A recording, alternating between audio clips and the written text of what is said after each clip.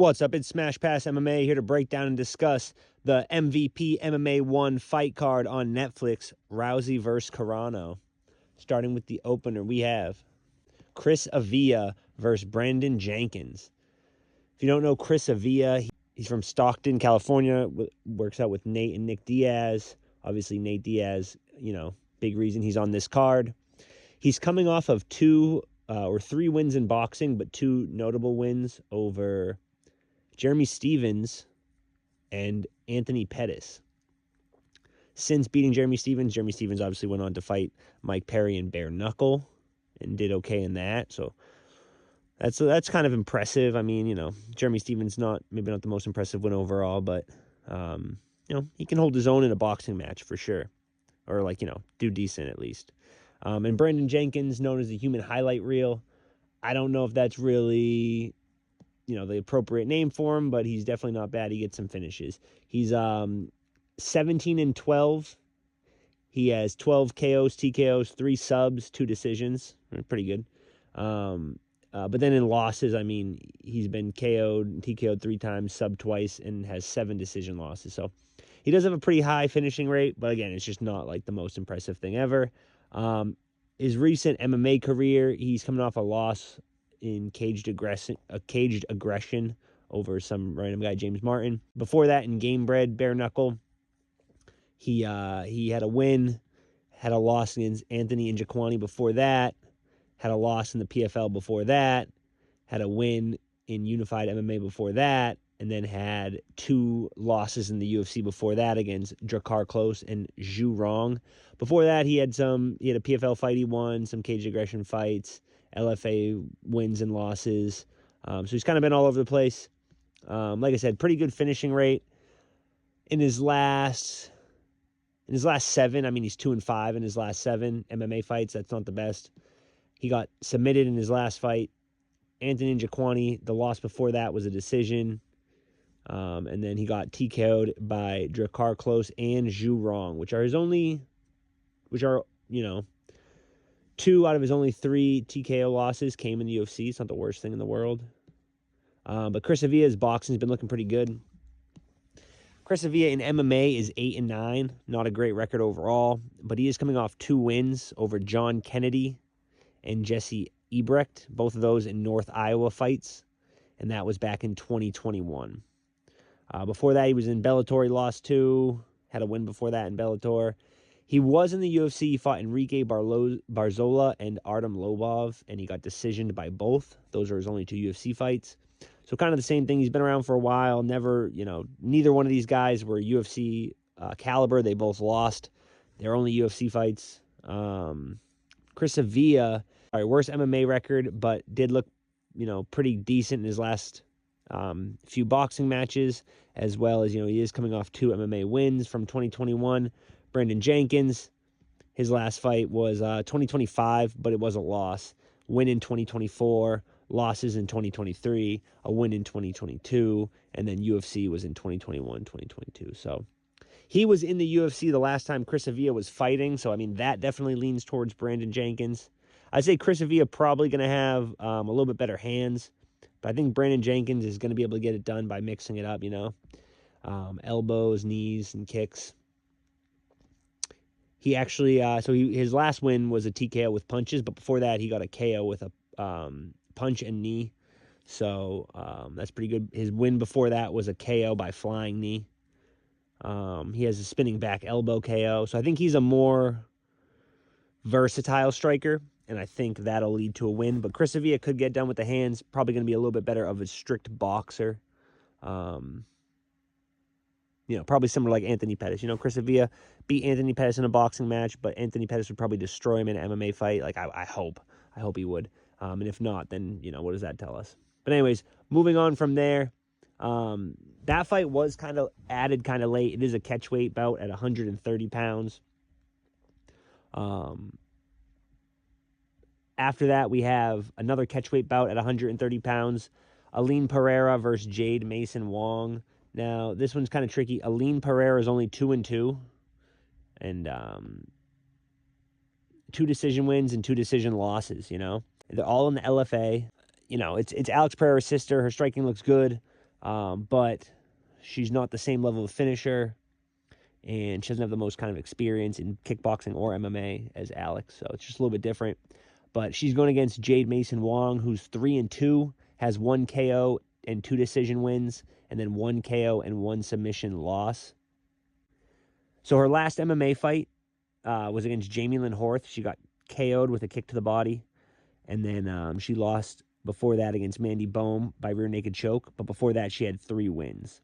Now, all of that is in 2020 or before. She started in 2018 and she stopped in 2020. Since then, Jade Mason Wong has fought in bare knuckle. Since going over to BKFC, she's had, looks like 4 fights.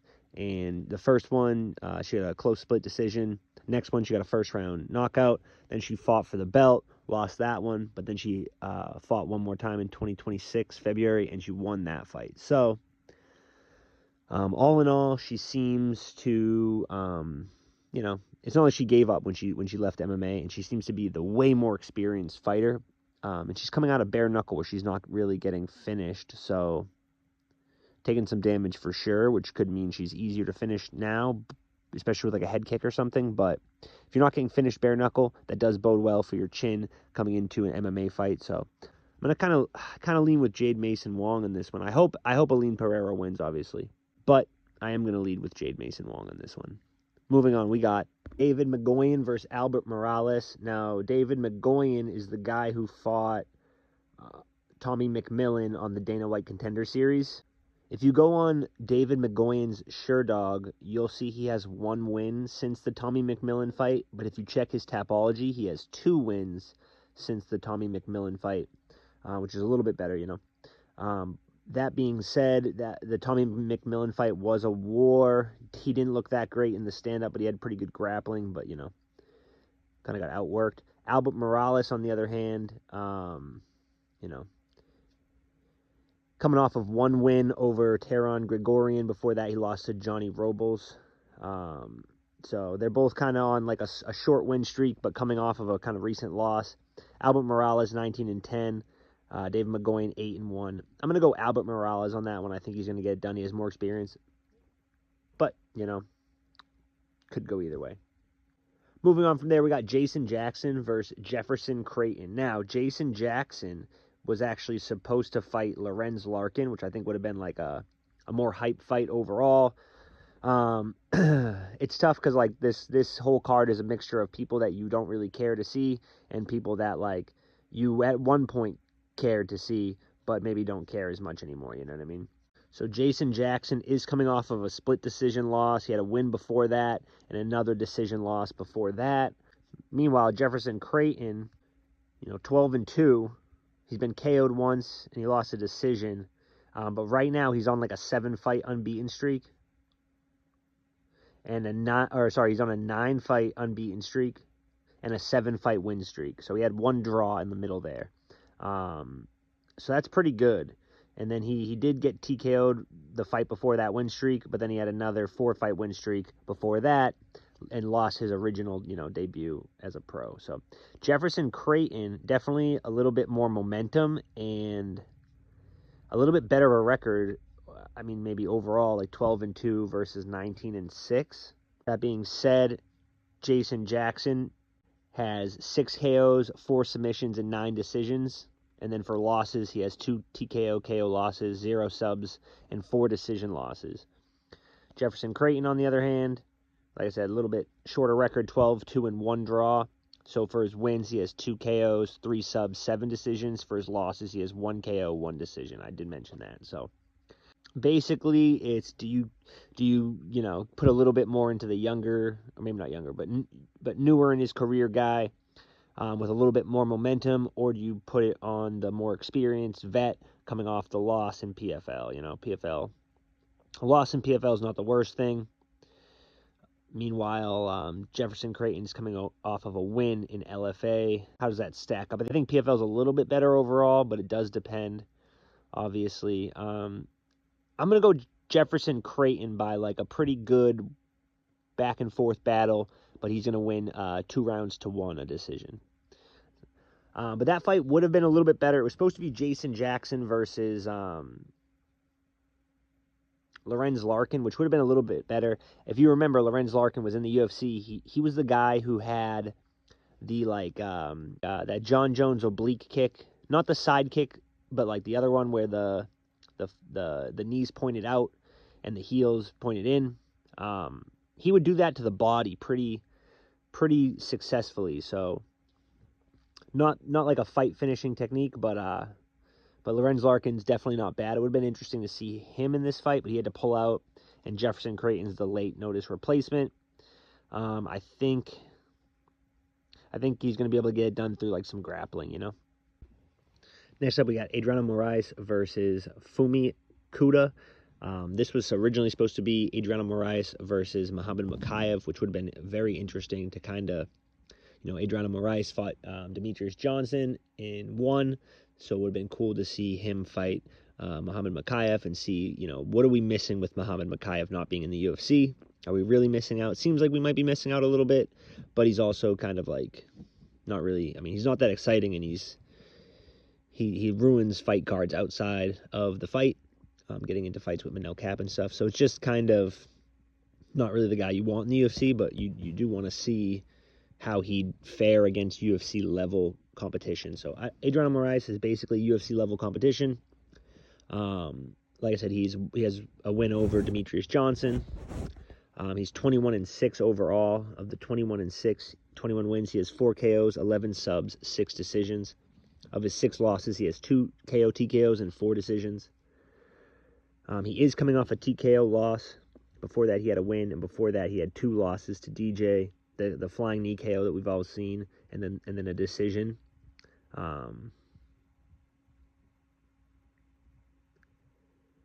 Fumi Kuda is 11-0. His nickname's Turbo. But with that 11-0 record and that nickname, we'd expect a little bit more excitement. He's only 2 KOs, TKOs, 2 subs, but 7 decisions out of 11 fights. His best competition was like LFA level, which is probably, you know, a good amount worse than 1 and definitely a great amount worse than Demetrius Johnson.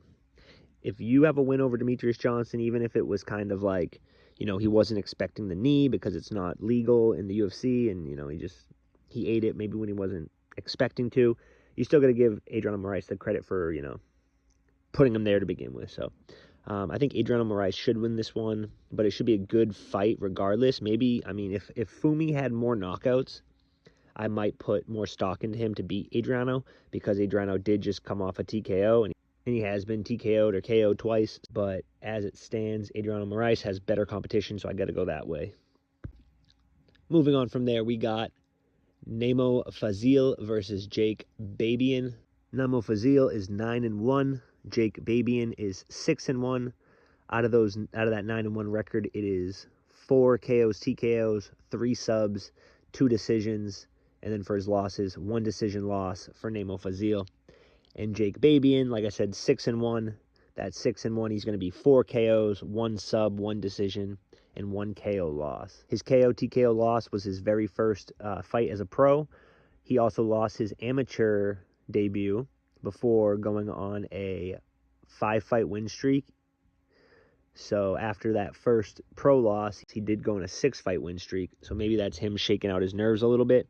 But that being said, this is a big card. A lot of eyes on him, so it's probably going to be even harder to get the nerves under control in this fight. Namo Fazil, you know, his 1 decision loss was in the middle of his pro career.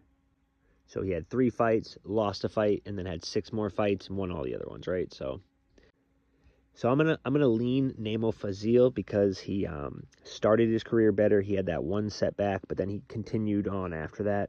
Jake Babian also does the kind of a similar thing, a little bit less experience, and also seems to maybe let the nerves get to him if both his debuts were losses, and then he was able to win after that. It kind of says like, if both his amateur and pro debut were losses and then he was able to win all the other ones, it kind of shows like when he gets like a next level up, maybe the nerves get to him, and then once he gets over that, you know, he's lost, worst case scenario has happened, now he can kind of perform better. But this is going to be a lot of eyes, so I could see this being one of those nerves get to him type of fights. So I'm going to go Namo Fazil, and that is the main event of the prelims. Moving on from there, we got the main card, which is the opener of the main card. We got Junior Dos Santos versus Rebelis de Spain, both former UFC fighters. Junior Dos Santos, former heavyweight UFC champion. In their prime, I would heavily lean towards Junior Dos Santos, heavily.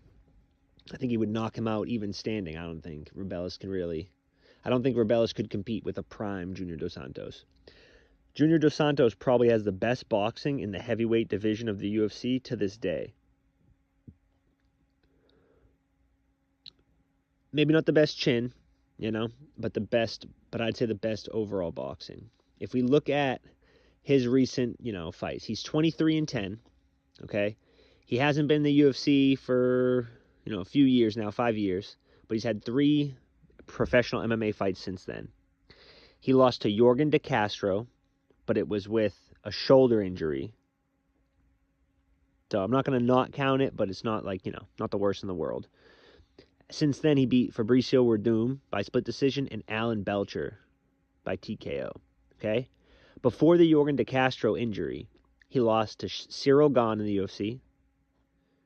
He lost to Jairzinho Rosenstrike in the UFC. He lost to Curtis Blades in the UFC. He lost to Francis Ngannou in the UFC in a row. All by TKO. Okay? So that's where I'm worried.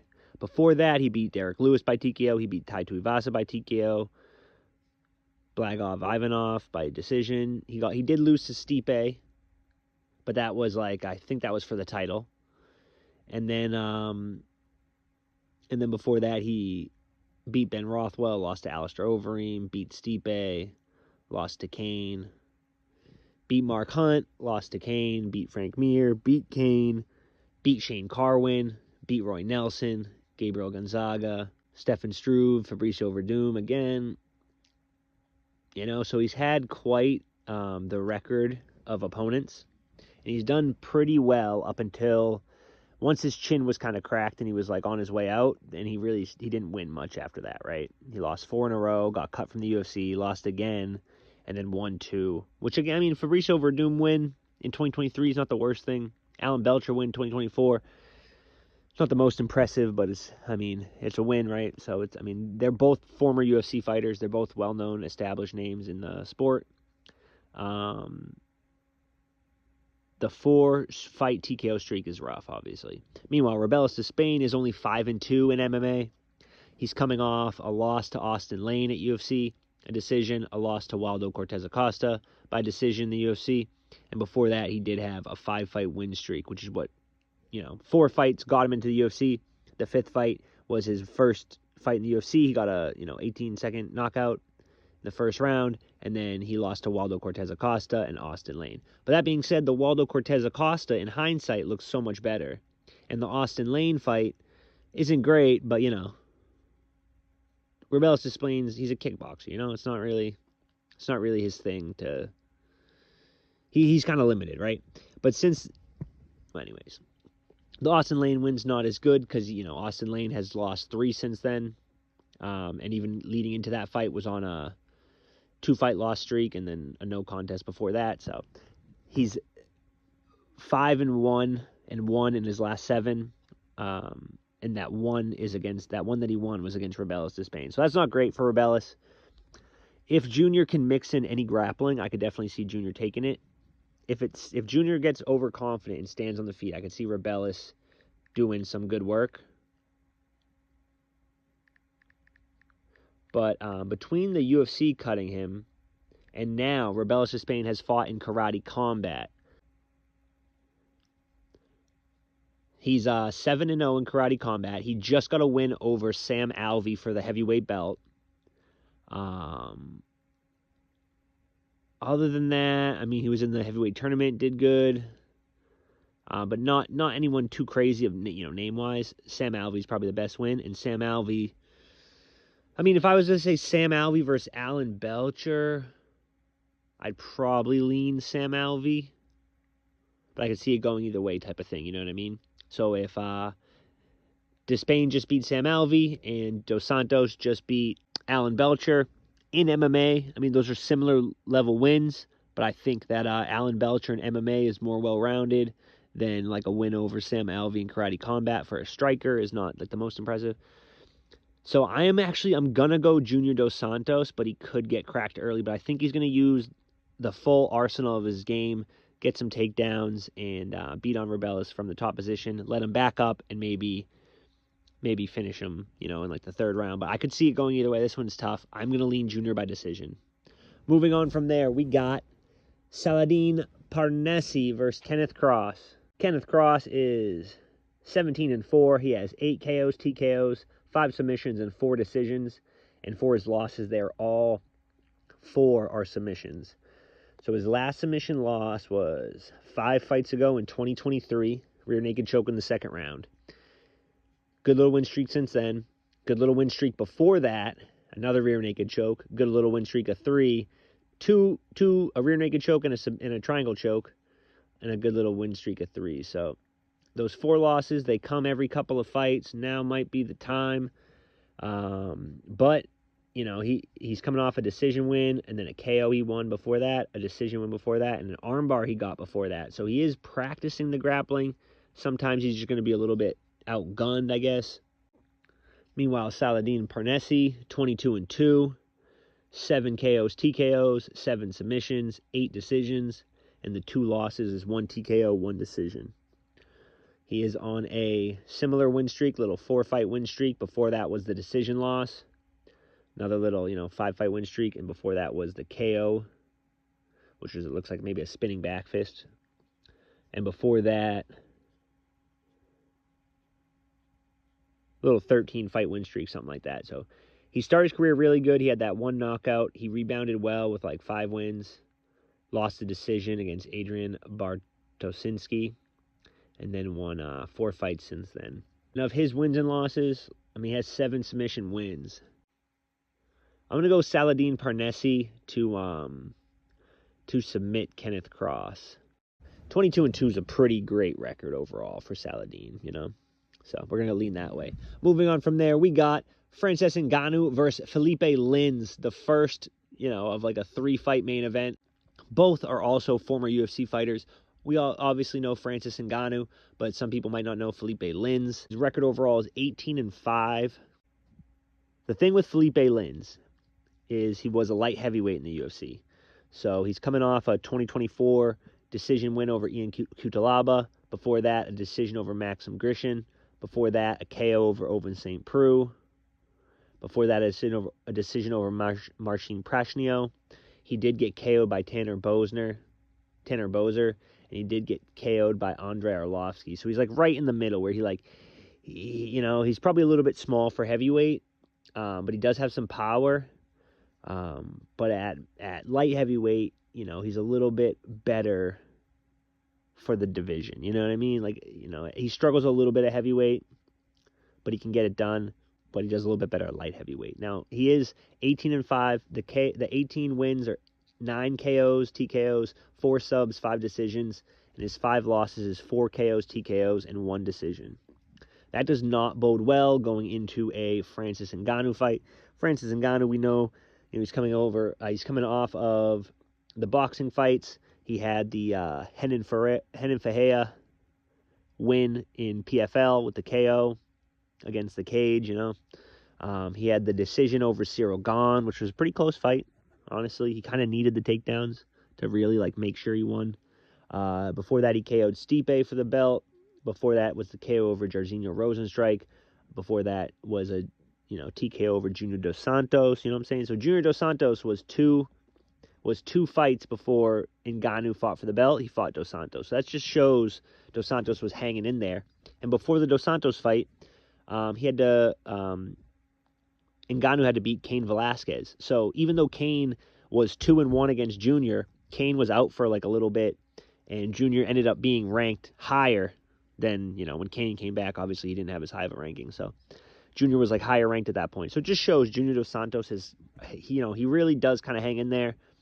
But after that Ngannou loss, he did go on a pretty bad streak. But anyways, before the Cain fight, he beat Curtis Blades by TKO, and before that was the boring loss to Derek Lewis, and before that was Stipe putting on a wrestling clinic to show him what MMA means. And so Francis Ngannou should win this fight. I mean, he's coming out of 2 boxing matches, so I could see maybe, a little bit less MMA ready, but it's Felipe Lins, who's not really, he's not really a heavyweight, If he was, if his whole career was at heavyweight and he was the same person he is now, I might lean towards him, but he just loses more when he's at heavyweight than light heavyweight, and that is not a good sign when you're going against Francis Ngannou. So we're gonna go Francis Ngannou, defeating Felipe Lins, first round TKO KO. Moving on from there, we got the official co-main event: Nate Diaz versus Mike Perry. Nate Diaz is coming off of a boxing win over Jorge Masvidal. Meanwhile, Mike Perry is coming off of a bare knuckle FC win over Jeremy Stevens. Nate Diaz is coming off of a win over Jorge Masvidal by majority decision in a boxing match. Before that, he lost a boxing match to Jake Paul. Meanwhile, Mike Perry just had his bare knuckle, his BKFC win over Jeremy Stevens. Before that, he lost a boxing match against Jake Paul as well. Obviously, he had a few other bare knuckle FC fights before that. He's 6-0 overall. Beat Luke Rockhold, Eddie Alvarez, so Michael Venom Page, Thiago Alves, and again, Jeremy Stevens. So definitely some good wins in that. But Nate Diaz, probably a little bit better of a boxer when it comes to, with the gloves on. This isn't going to be a boxing match. This is going to be an MMA fight. So, that being said, Mike Perry definitely has the power advantage. Nate Diaz is 21-13. He has 5 KOs or TKOs, 12 subs, and 4 decisions. For losses, he has 2 KOs, TKOs, 1 sub, and 10 decisions. So he is still pretty hard to finish, but he's not hard to beat up necessarily. Like, you can damage him a lot and he won't get finished, but you won the fight. And those 2 stoppages, one was the Jorge Masvidal doctor stoppage, which shouldn't really count, and then Josh Thompson head kicked him and punched him and TKO'd him. So that was his first TKO, was against Josh Thompson. I want to say that was like a title eliminator fight or something. Josh Thompson fought for the belt in his next fight and got robbed with fucking one hand against Ben Henderson. That's what happened. That's crazy. But anyways, Josh Thompson's a good fighter. He TKOs you. It was nice. If you watch that fight, he throws like a jab and leans out to one side and then rolls all the way under and comes up with the opposite head kick. So left jab, lean to his right, swoop under to his left, right head kick comes up. So Nate Diaz would slip the jab and then throw a right, and he would roll under it, and then he'd eat the head kick flush. It was pretty good fight. If you haven't seen it, definitely go back and watch that. But I mean, that kind of bodes. It kind of shows if that's the only person to really finish. And then Jorge Masvidal, I forget how the cut happened, if it was an elbow or what. But Mike Perry's not really that type of guy. Mike Perry's a puncher. He'll throw some kicks, but they're almost kind of similar in style. But Mike Perry's just more of a power puncher. Nate Diaz more of a volume puncher. Mike Perry record, on the other hand, 14-8. Of the 14 wins, 11 KO TKOs, 3 decisions. Of the 8 losses, 1 KO TKO, 1 sub, and 6 decisions. That KO TKO was Jeff Neal, a head kick and then punch follow-up. He lost a split to Vicente Luque. He lost a unanimous to Daniel Rodriguez and Tim Means. He beat Mickey Gall. He beat Alex Oliveira. He lost to Donald Cerrone. Beat Paul Felder. Paul Felder's a lightweight, really. Lost to Max Griffin and Santiago Ponzinibbio. So he never was that good of an MMA fighter, but he really excels in the BKFC, the bare knuckle boxing. I'm going to have to go Nate Diaz. He has more weapons, more experience in MMA. He's been, in the recent even couple of years, he's done much more MMA. Mike Perry's only done boxing. He has a better cardio, he doesn't have to cut as much, but he's not really a 170 pounder, so that's the downside, but he won't have to cut as much, so that's the upside. And it is a 5-round fight, which kind of leans towards Nate Diaz even more so. So I'm going to go Nate Diaz. I think there's a decent chance I'm going to regret it, but I think he has the tools to win a decision or maybe get a sub in the 4th or 5th round. Oh, he hasn't gotten a sub in a long time, though. We're going to keep the pick. Nate Diaz. Moving on from there, we got the main event, Ronda Rousey versus Gina Carano. Now, if you don't know anything about Gina Carano, she was like the original women's MMA pioneer.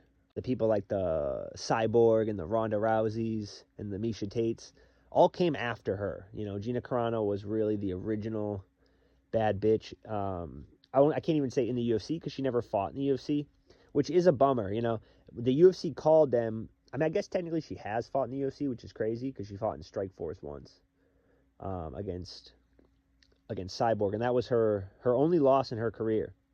She's 7-1. She had 3 KOs, 1 sub, 3 decisions, and then 1 KO loss to Cyborg. Fucking second left in the first round, which is crazy, right? So probably kind of thought the round was over and then just got smoked. I don't really remember that fight. I remember watching it. I just don't remember exactly how it went, so I should go back and check it out. But you know, she beat Tanya Evinger. I don't know if that name if anyone remembers that name, but like, you know. Yeah, she had to fight Cyborg for the belt at one point. Was this the Cyborg's debut or what? No, so Cyborg already had the belt, but yeah, she fought Tanya Evinger. So she ended up making it to the UFC, getting a fight for the belt. Was that kind of like a throwaway? No, I mean, she was on a good little win streak. No, dude, that's crazy. So Tanya Evinger, right? One of Gina Carano's early wins. And then after that, she went on like a 3-fight win streak, lost to Alexis Davis, had another win, lost to Alexis Davis again, lost to Sarah McMahon, then went on a 11-fight unbeaten streak, including Yana Santos and Irene Aldana. Then she gets invited to the UFC against Cyborg, loses that fight, loses to Aspen Ladd, and then loses to Lena Landsberg and gets cut. So overall, she was 19-8. That's not the worst. That's not the worst name on your record. You know, if you only have 7-1 for a record as Gina Carano, you have that name on there, and then your one loss is Cyborg. It's not the worst thing in the world. Meanwhile, Ronda Rousey, 12-2, a little bit better record. Her 2 losses were her last 2 fights: Amanda Nunes TKO in the first, and Holly Holm KO realistically in the second. Before that, she was on a 12-fight win streak: KO over Betch Cajera, submission over Kat Zingano, KO over Alexis Davis, TKO over Sarah McMahon, submission over Misha Tate, submission over Liz Camouche, submission over Sarah Kaufman, submission over Misha Tate, submission over Julia Budd, submission over Sarah D'Aleo, submission over Charmaine Tweet, and submission over Edine Gomez. So if she can stick to a game plan of just trying to go for the sub, Ronda has a little bit of an advantage there. But I think Gina Carano's stand-up is much, much better. Like just her, if they were to do an exhibition where the goal was not to finish the fight and was just to get to the 5th round and see who had better technique, Gina Carano wins that every time, as long as, like, in the stand-up, it's not even close, right? Unless Ronda's made huge improvements since. But Ronda Rousey's wrestling is probably better, and like they've both been in the entertainment side since their careers. Gina Carano's been acting, doing like Mandalorian and stuff. Meanwhile, Ronda Rousey did WWE, which is a little bit more physical. So she's been kind of in the, you know, still kind of competing to a degree. I mean, it's more like competing against yourself in the WWE, but you are still doing an athletic event, you know what I mean? So in that respect, I kind of got to go Rousey. I think Gina Carano is going to piece her up on the feet, but basically it's, can Rousey get the sub? I'm actually going to go Gina Carano. I do like Ronda, no offense to Ronda, but she's just, I think she's coming in, thinking she should win. And I think a lot of people are thinking she should win because Gina Carano doesn't have that much of a record and, you know, is more of like a, maybe more of like a pretty girl than like a true competitor, people think. But I think that's not true. I think Gina Carano's gonna show that dog, which she kind of always has. If you know, you know. Whereas Ronda Rousey kind of only, all Ronda Rousey's fights were like domination, quick finishes. And then whenever they weren't, they started getting a little weird. Like when Misha Tate first survived the first round, it was like, oh shit. And then it was like a little bit less dominant in the second, which she did end up subbing her, but it was just a little bit less dominant, you know. Whereas in this fight, I don't think it's going to be quick. I think it's going to take her a little bit to get the fight in her area, and I don't think she's going to have the mental fortitude to get there, you know? If we look at all of Ronda's wins, they all came in the first round, except for the Miesha Tate second win was like I said, Miesha Tate survived the first round and made it all the way to the third round, but then lost early in the third round. So I'd go with Gina. I don't think Gina's going to get finished by Ronda. She's never been subbed. She has been KO'd. I mean, I know if anyone's going to sub her, it is Ronda, but I'm going to go Gina because I think Ronda, at some point, Ronda got so confident in her striking that she forgot that she's a grappler first. And that alone, I'm going to go with Gina because I don't think you can like convince yourself that you can't strike once you have the confidence. You kind of just foolishly walk forward. Like the Holly Holm fight should have told her don't go into the Amanda Nunes fight the same, but she did, you know. So yeah, I'm gonna have to go Gina Carano. It could definitely go either way, and if it goes to the ground, Ronda has a huge advantage, but I don't think she has an advantage like in the transition. But if it's like if Gina's on her back and Ronda's in side control, Gina's pretty safe there for the most part. Watch me regret that. But anyways, that's the first one. Enjoy it. That'll be a blast.